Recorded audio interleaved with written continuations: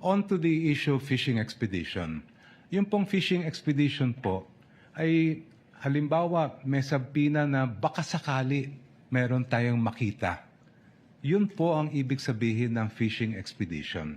When the party requesting information does not know what might be produced and just as an off chance tries to use that instrument in order to gain evidence that may be used against the other party.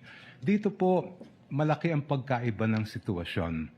Maalala po ninyo, during the hearings before the Committee on Justice, the Executive Director of the Anti-Money Laundering Council testified and produced documents showing that from 2007 up to the present, 6.7 billion pesos ang dumaan po sa account ni Vice President Sara Duterte. On that basis, and if we go deeper into that report, it says that during the period from 2007 to 2013, during the time that she served as mayor and vice mayor, umabot po sa halos o lampas 3 bilyong piso ang dumaan sa kanyang mga accounts. So may basehan po tayo para ipalabas ang bank records. We are not just guessing that there is something there because the AMLA itself has confirmed that there were covered and suspicious transaction reports submitted to them in those amounts that I mentioned.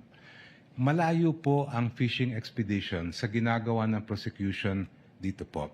If we had no basis at all, if we did not know what was in the AMLA reports, ayun po, maaring sabihin na fishing expedition.